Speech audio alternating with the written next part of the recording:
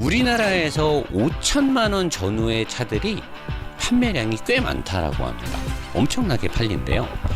그리고 또 5천만 원대 SUV들은 아빠들의 가장 필요한 차이기도 하고, 또 젊은 친구들도 뭐 캠핑이라든가 레저 활동으로도 많이 쓰고 있고, 또 이 급의 차들이 포진이 꽤 많아요.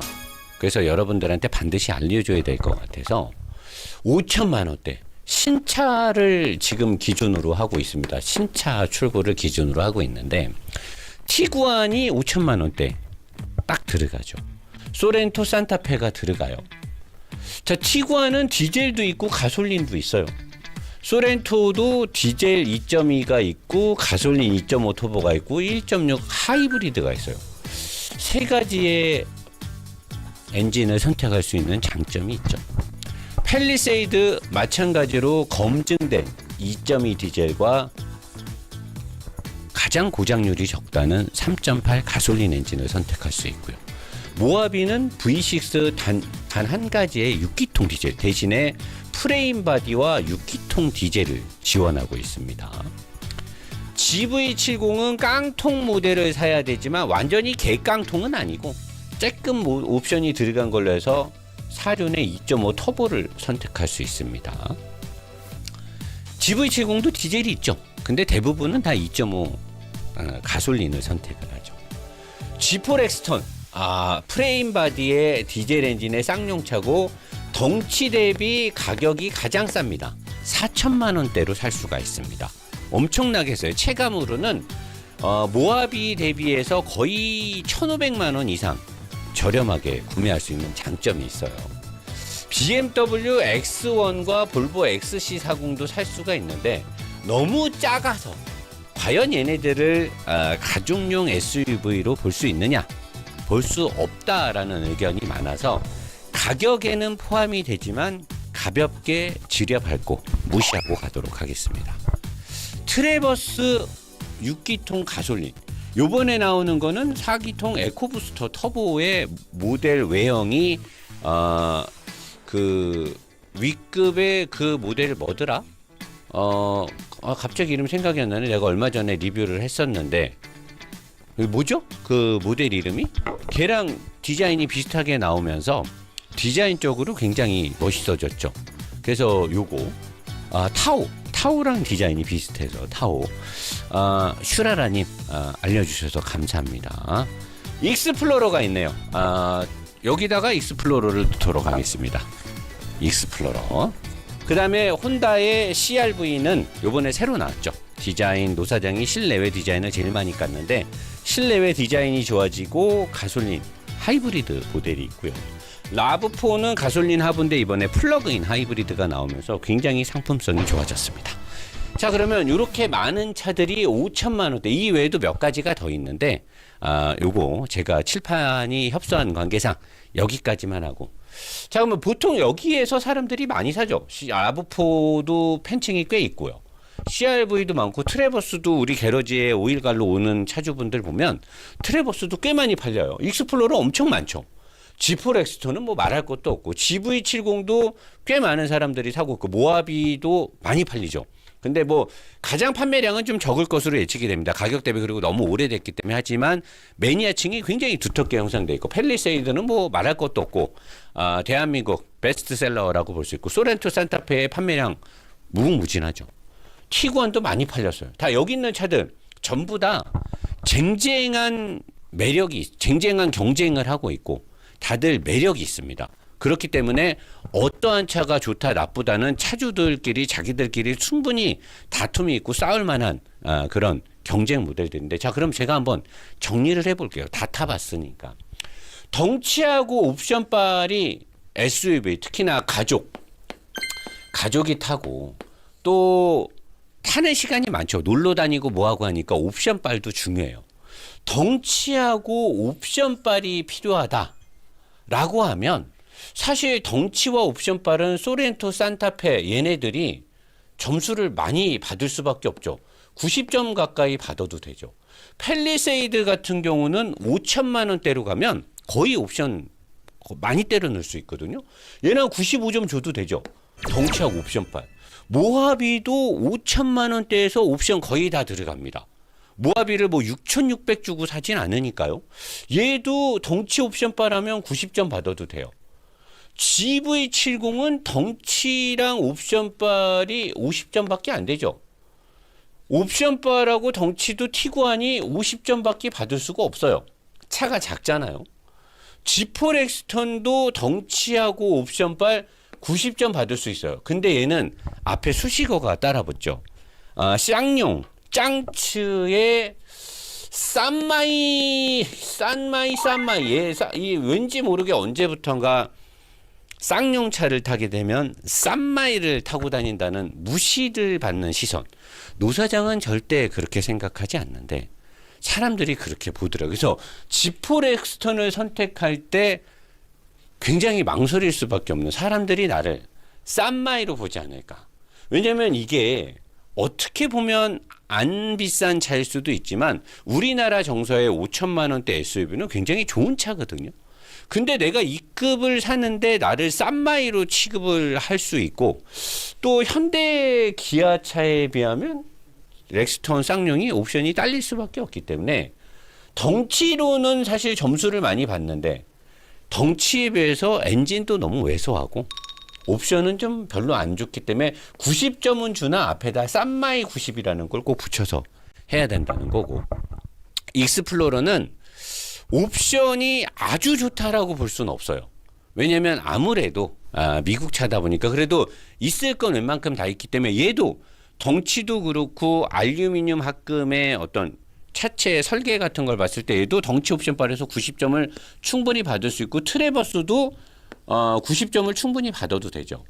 CR-V 라브4는 옵션도 좀 부족하고 덩치도 작죠. 얘네도 마찬가지로 덩치하고 옵션바는 50점밖에 받을 수가 없습니다. 그래서 덩치라든가 옵션바를 생각하는 대형급에 준하는 SUV를 원하는 분들은 모하비나 팰리세이드나 소렌토 산타페 중에, 또는 싼마이 G4 엑스턴이나 익스플로러나 트래버스 중에 선택을 해야 돼요. 그렇기 때문에 덩치가 필요한 SUV를 사는 사람들은 다 이 차를 삽니다. 제가 여기 게러지를 운영하면서 많은 차주분들이 오일을 갈러 오잖아요. 우리가 지금까지 3,000대가 넘는 자동차에 엔진 오일을 갈았는데 와서 사람들 얘기하는 거 보면 다 보여요. 요런 차를 타시는 분들은 실용주의, 출퇴근에 기름값, 연비가 아껴져야 되고 굉장히 실용적으로 차를 쓰려는 분들이 CR-V나 라브4나 티구안 같은 차를 타고, 팰리세이드나 모하비나 익스플로러 트래버스를 사는 사람들은 기름값에 대한 부담이 좀 있다라고 말하면서도 뭔가 여유 있는 레저와 덩치 큰 차를 좋아하는 특성을 보여주고 있습니다. 그래서 이렇게 가면 될 것 같고, 오프로드와 4WD의 성능. 일단 전륜이죠. 전륜 기반의 4WD. 소렌토 산타페 전륜 기반의 4WD. 팰리세이드 전륜 기반의 4WD.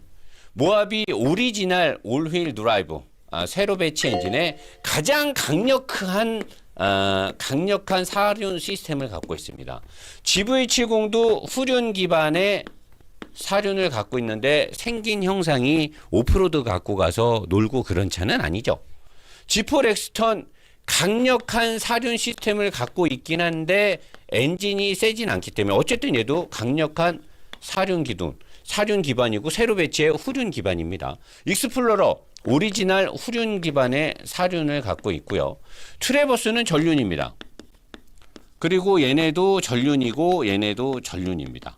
자, 그러면 오프로드의 성능에서 가장 큰 성능을 보여주는 건 모하비하고 G4 엑스턴인데 얘는 엔진임이 약간 좀 딸릴 거예요.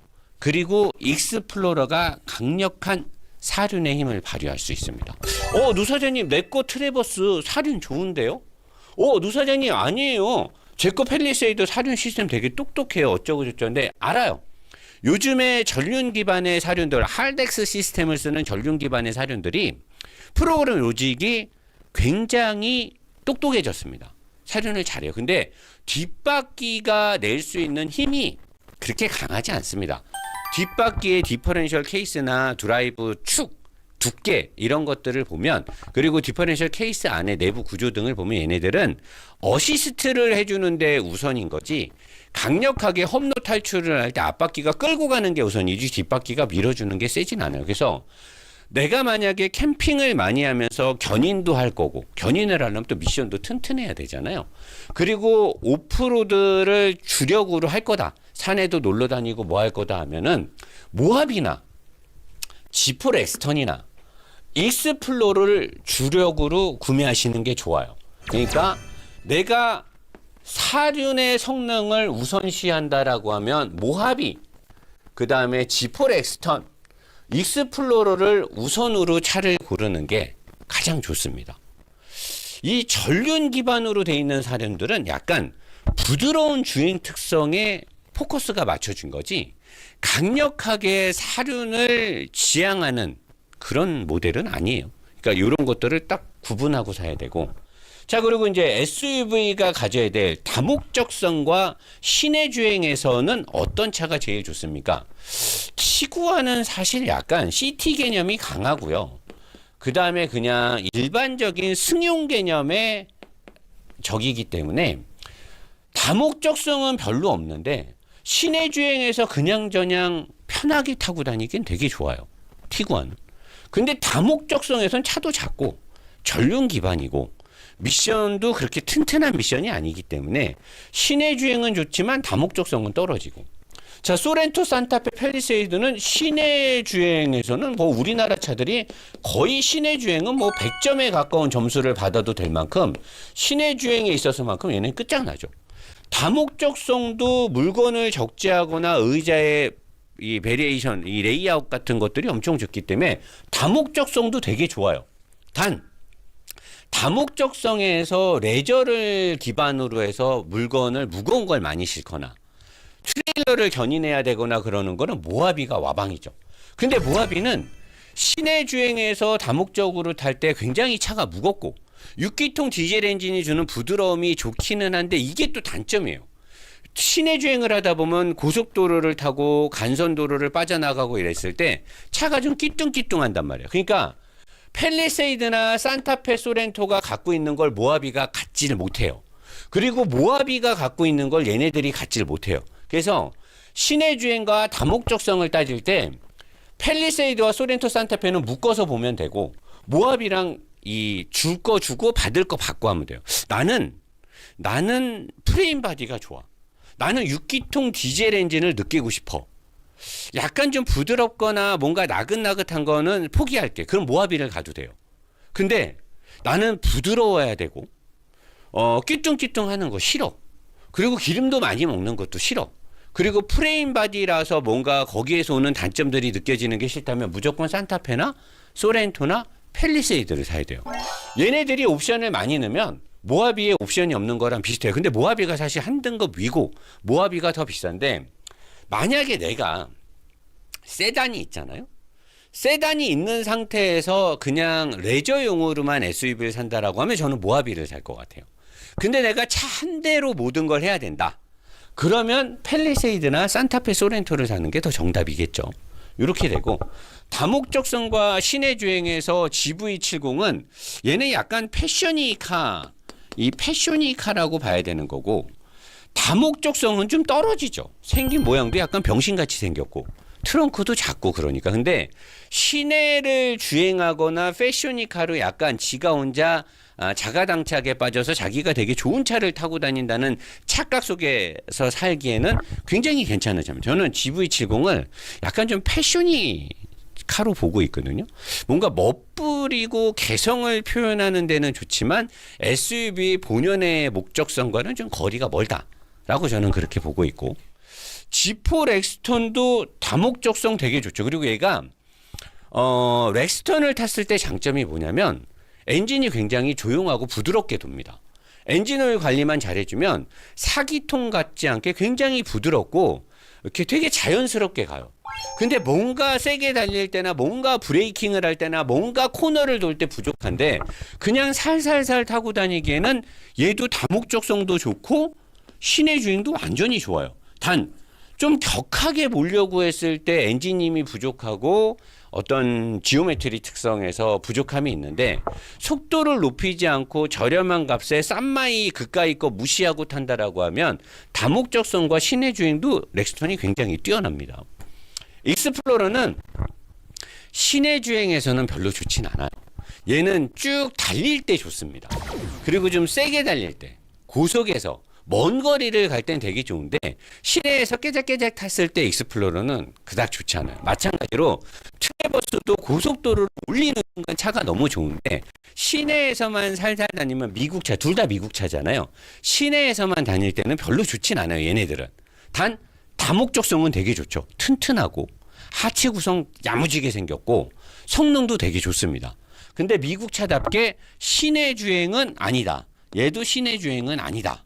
자, 그러면 CR-V와 라브4는 어떠냐? 아까 제가 얘기했듯이 실용적이고 연비를 중요시하고 출퇴근을 하는 사람이 많이 사는 것처럼 시내 주행은 얘네들은 110점 줘야 돼요. 얘도 시내 주행 110점 줘야죠. 자, 그러면 다목적성은 어떻습니까, 노사장님? 없죠. 시내 주행에 모든 포커스를 두고 연비와 크기를 작게 해서 도시명 SUV로 만들어 놨기 때문에 얘네들은 그냥 도시명 출퇴근용 이런 SUV이기 때문에 그냥 사실 아반떼나 소나타에 준하는 급의 차를 SUV처럼 만들어 놓은 거라서 사실 구조 자체가 세단하고 거의 같거든요. 그래서 얘네들은 시내 주행만을 많이 하고 조금의 부피 있는 거를 싣고 다닌다라고 하면 아주 좋지만 다목적성을 기대하기엔 얘네는 완전히 꽈당이다. 그럼 대충 여러분들 알겠죠? 아, 다목적성은 이런 차가 좋구나. 내가 다목적성이 필요해. 그리고 내가 출퇴근하는 차는 따로 있어. 나는 출퇴근은 대중교통을 할 거야. 레저로 주말에 쓸 거고 한 번 타면 국도라든가 고속국도라든가 이런 데를 타고 놀러. 이런 차들 아주 좋겠죠. 아주 좋죠. 나는 놀러 다닐 일이 없는데 시간도 없는데 나는 그냥 조금 부피 있는 짐 싣고 뭐하고 높은 운전 자세가 좋고 연비도 좋고 이런 게 좋아. 그럼 이런 걸 사야 되는 거죠. 나는 보니까 고장률도 뭐 났을 때 수리하기도 편해야 되고 값도 싸야 되고 시내 주행할 때도 좋아야 되는데 부피도 커야 되고 다목적성도 있어야 되고 어느 정도. 그럼 국산차 중에 많잖아요. 국산차 중에 골라야 돼요. 자, 그리고 이제 요 부분을 저는 되게 중요시 하거든요. 장거리와 고속 투어 능력을 저는 굉장히 중요시하게 보는데 사람들이 사실 이걸 잘 안 봐요. 자동차는 사실 이게 되게 중요하거든요. 장거리나 고속 투어. 티구안 장거리나 고속 투어 점수 60점밖에 안 되죠. 소렌토, 산타페 고속 투어라든가 장거리 주행 능력 70점도 채 안 나오죠. 팰리세이드 한 70점 정도 나오죠. 모하비 장거리나 고속 투어를 할 때 한 60점밖에 안 나옵니다. 왜 이렇게 점수가 짜냐고요? 달려보세요. 멀미가 나고 일단 멀미가 납니다. 그리고 운전을 멀리 했을 때 약간의 그 피로도, 물론 이 피로도를 못 느낀 사람들이 10 중에 5명 이상이지만 저처럼 민감한 사람들은 느끼거든요. GV70은 장거리 고속투어 능력이 오히려 얘네보다 낫죠. 얘는 한 75점 정도 줘도 될 거예요. G4 렉스톤도 한 60점밖에 안 나오죠. 근데 익스플로러나 트래버스는 장거리나 고속투어 능력이 80점이 넘습니다. 미국 차답게 이 부분이 굉장히 잘 돼 있어요. 그래서 사실 저는 익스플로러랑 트래버스를 2급에서는 가장 저는 좋게 봐요. 팰리세이드 이 세 개를 모하비도 좋게 보는데 모하비는 좀 뒤뚱거려서 내가 다른 차가 있다면 모를까 한 대만 사면 저는 모하비는 안 사는데 얘네들은 한 대만 샀을 때 살만해요. 제가 봤을 때는 고속 투어 능력이 아주 뛰어납니다. 미국 차들은 일단 대륙횡단을 해야 되고 넓은 거리를 가야 되기 때문에 달리기 시작했을 때 멀리 가야 될 때의 특장점이 굉장히 뛰어납니다. 그래서 저는 익스플로러랑 트래버스가 그런 부분에서 상당히 높은 점수를 받을 수 있고 CR-V와 라브4 또한 장거리나 이런 데서는 60점밖에 받을 수가 없는 거죠. 자, 그러면 예전처럼 점수를 딱딱딱 매길 수가 없는 게 점수를 매기기에 애매한 부분들이 있어서 그러는데 제가 지금 이 칠판에서 한 내용들을 여러분들이 찬찬히 돌려보면 내가 SUV를 선택할 때 무엇이 중요한지는 본인이 알 거예요. 내가 출퇴근 용도로 쓸 건지 레저 용도로 쓸 건지 가족과 함께 뭘 쓸 건지를 다 보고 노 사장님 의자의 배열이나 구성도 알려. 그거는 내가 알려줄 수가 없죠. 여러분들이 어떤 가족 구성을 갖고 있는지, 아기가 몇 명인지, 또 뚱땡인지, 키가 작은지, 키가 큰지 제가 알 수가 없잖아요. 그건 여러분들이 매장에 가서 앉아볼 수 있잖아요. 이거 주행이라든가 나처럼 리뷰를 통해서 철저하게 분석하는 건 여러분들이 할 수 없지만 가서 앉아보는 건 여러분들 할 수 있잖아요. 가서 앉아보세요. 의자 배열은. 여러분들이 그걸 확인하면 되고, 그 다음에 덩치나 옵션빨이나 성능이라든가 다목적 시내주행, 장거리, 요거는 여러분들이 선택을 할 수 있는 거야. 아, 나는 요게 중요해. 나는 요게 중요해. 근데 노 사장 얘기 들어보니까 그거는 얘가 점수가 높아. 아니, 요거는 얘가 점수 높아. 그걸 사면 돼요. 그럼 후회가 없는 거예요. 5천만 원대 SUV 시장은 생각보다 차들이 많습니다. 얘 말고도 더 있어요. 그렇다는 건 이 시장이 굉장히 크다라는 거를 반증하고 있는 거예요. 엄청나게 많은 사람들이 이 가격대의 차를 사기 때문에 이 가격대의 차들이 많은 거예요. 가장 많이 팔리는 차가 아닐까 싶어요. 5년 전인가 4년 전부터 SUV 판매량이 세단보다 많아졌어요. 그리고 SUV 중에서는 어느 가격대가 제일 많이 팔려? 이 가격대가 제일 많이 팔리는 거예요. 그러니까 여러분들이 이 가격대에 다들 좋은 차입니다. 그리고 우리 게러지에 오일갈로 워낙 많이 오는 차들이에요. 다 오너들이 이 차를 선택하는 이유들을 제가 물어보는데 그런 것들을 다 제가 조합해서 이렇게 칠판에서 여러분들이 알려드리는 거니까 5천만 원대 SUV를 구매할 때 제가 지금 말씀드린 내용을 잘 분석해서 정말 본인에게 꼭 맞는 차를 구매했으면 좋겠습니다. 자, 자리로 가서 나머지 질문을 받도록 하겠습니다.